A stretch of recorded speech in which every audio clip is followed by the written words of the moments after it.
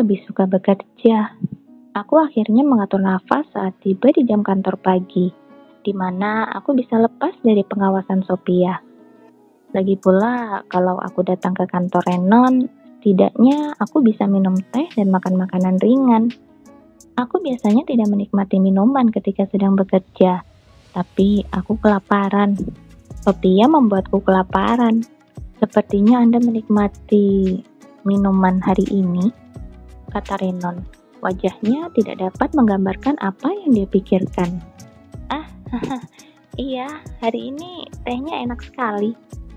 Aku hendak menghabiskan kue di piringku, tapi dengan hati nurani, aku menyisihkan satu untuk Renon. Dia pasti menatapku dengan tatapan kasihan. Anda bisa menghabiskan semuanya. Hah? Bagaimana denganmu? Saya biasanya tidak menyukai makanan manis. Ya, aku bisa melihatnya. Dia sepertinya sengaja mencoba mencari sesuatu yang pahit untuk dimakan. Tapi kenapa dia terlihat sangat tampan hari ini? Kalau begitu, aku tidak boleh menyisakan makanan. Dengan alasan yang tidak masuk akal itu, aku menghabiskan sisa kuenya. Sekarang aku merasa seperti hidup. Perutku kenyang.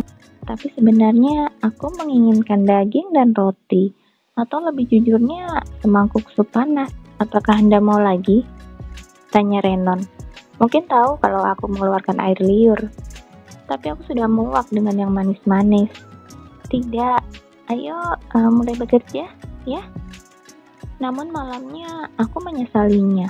Aku tidak akan bisa memakannya selama beberapa hari ke depan karena aku akan libur kerja. Tidakkah menurutmu membuatku kelaparan itu terlalu berlebihan? Aku mengeluh sambil memelototi Sophia. Tapi itu hanya membuatnya merasa lebih senang. Jika Anda ingin diberi makan, Anda harus membuktikan diri Anda berguna. Kamu memperlakukan orang seperti binatang, bukan? Bahkan seekor binatang pun mengerti jika kamu memukulnya seperti ini. Menurutku kamu tidak sebaik binatang. Lucu, kamu mungkin anjing ayahku, tapi aku manusia, dan aku punya keinginan bebas sendiri.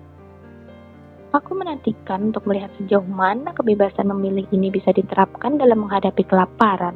Sophia mengejekku, lalu tiba-tiba mengulurkan tangan dan menjambak rambutku sambil menggoyangkannya dengan liar. Lepaskan aku. Setelah mengguncangku beberapa saat, dia melepaskannya, melemparkan kepalaku kembali ke bantal. Jika kamu tidak suka dipukul, kamu harus patuh. Siapa kamu sebenarnya? Serius, apa yang terjadi selama ini? Dulunya kamu tidak sebodoh ini. Aku menerima beberapa pukulan ganas lagi di tulang belikat dan tulang punggungku. Tapi kepalaku menempel di bantal. Jadi aku bahkan tidak bisa berteriak. Tapi itu adalah hal yang aneh. Di kehidupanku sebelumnya, aku tidak pernah menganggap diriku cukup berani untuk melawan kekerasan seperti itu. Tapi sekarang aku tidak mau menyerah. Aku ingin menentang kekerasan yang dilakukan keluarga Rigelhoff terhadap Edith. Aku ingin mempertahankan harga diri yang telah hilang dari Edith yang tanpa daya. Setidaknya aku tahu mereka tidak bisa membunuhku.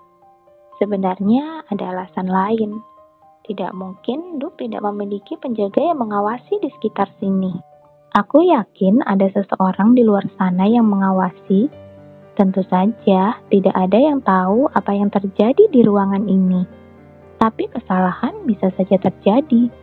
Mereka mungkin memperhatikan gerakan aneh Sophia.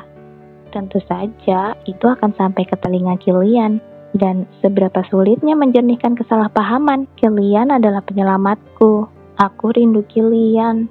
Aku ingin menceritakan kepadanya semua tentang situasiku dan memohon padanya untuk membantuku. Tapi kemudian aku mendengar suara seperti narator lagi dari suatu tempat. Edith Rigelhoff tidak dapat mengungkapkan pengaturan tersembunyi tentang dirinya sampai dia memenuhi kondisi 3 tingkat pengecualian. Aku sudah cukup mendengarnya dalam mimpiku, dan sekarang aku mendengarnya lagi saat bangun. Aku tahu. Aku mendengus, lalu menjatuhkan diri ke tempat tidurku. Sophia terkikik saat dia keluar dari kamar Edith. Apa sebenarnya yang terjadi? Sepertinya dia sudah berubah, bukan? Aku yakin tidak ada yang mengenal Edith Riegelhoff lebih baik daripada aku. Aku sudah menjadi pelayan pribadinya sejak dia berumur 12 tahun, dan akulah yang mendisiplinkannya. Tapi ini bukan Edith yang kukenal. Mengapa gadis yang tadinya ketakutan dan patuh hanya dengan satu tamparan, tiba-tiba menjadi sangat berbeda? Edith yang tumbuh dengan hukuman berat dari Count Riegelhoff sejak usia dini, menjadi sangat lemah dalam menghadapi kekerasan. Sehingga ketika dia berada di luar, dia harus mengencangkan tali pengikat sebanyak yang dia bisa karena dia akan jatuh tak berdaya jika dipukul terlalu keras. Namun hanya dalam beberapa bulan, dia menjadi orang yang benar-benar berbeda. Dan bahkan setelah dipukuli, dia akan melotot dan melontarkan komentar arogan. Gadis yang sangat bodoh sampai dia melupakan tuannya. Aku harus mendisiplinkannya lagi secara menyeluruh. Meskipun dia bergumam jengkel, senyuman antisipasi menghiasi bibirnya.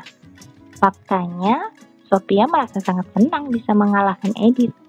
Betapa memuaskan egonya bahwa dia yang dulunya seorang tentara bayaran biasa, bisa tanpa ampun memukuli seorang wanita bangsawan. Ini adalah kendala yang menjengkelkan, karena aku tidak bisa melakukannya di depan orang lain. Karena aku tidak boleh dilihat oleh Ludwig, aku harus memilih bagian tubuh yang ditutupi oleh pakaian dan memukulnya secukupnya agar dia tidak mengeluarkan darah. Yang pasti melemahkan pukulanku, yang sedikit mengecewakan. Namun, karena manusia memiliki lebih dari satu titik vital, ada banyak cara untuk menyiksa mereka tanpa melihat darah.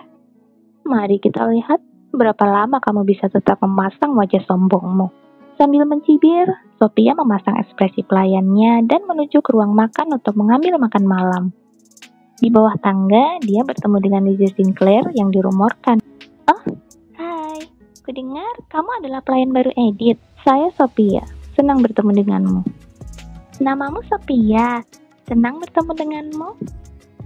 Senyumannya tulus. Betapapun indahnya rumor yang beredar, Sophia merasakan perutnya mual. Gadis licik.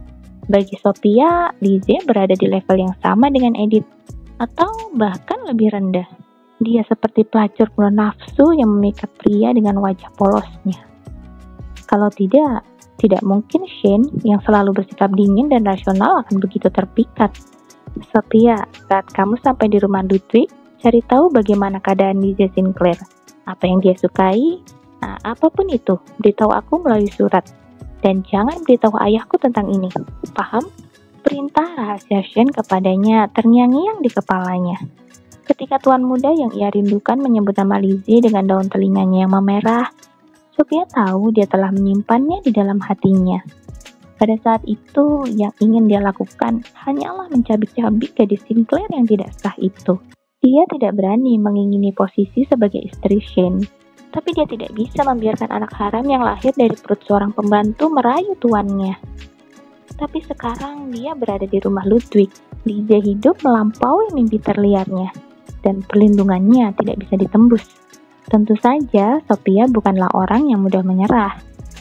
Aku tidak akan membiarkan perempuan jalang tidak sah ini lolos begitu saja. Bahkan saat dia mengasah pedangnya dalam pikirannya, Sophia memberi hormat singkat pada Lizzie dan melangkah keluar. Dia melewati seorang pelayan dengan acuh tak acuh dan dengan cepat menyerahkan sebuah catatan kecil kepadanya. Kilian Ludwig akan menerima harta milik Raisin. Apakah dia akan membawa Edith bersamanya tidak diketahui. Tentara bayaran lain yang diam-diam ditugaskan di rumah Ludwig mendapatkan penghasilannya. Bahkan cacing seperti ini membayar makanannya. Dan Edith masih sangat tidak berguna sehingga dia bahkan tidak pantas untuk makan. Apalagi disukai oleh suaminya. Menyedihkan sekali. Aku yakin bisa melakukannya lebih baik jika aku adalah putri seorang count. Sophia menyesali penderitaannya karena harus menyebut sesuatu yang lebih rendah darinya sebagai seorang wanita. Dan mengambil makan malam Edith untuk dirinya sendiri. Dia memikirkan bagaimana dia akan menyiksa Edith yang kelaparan hari ini.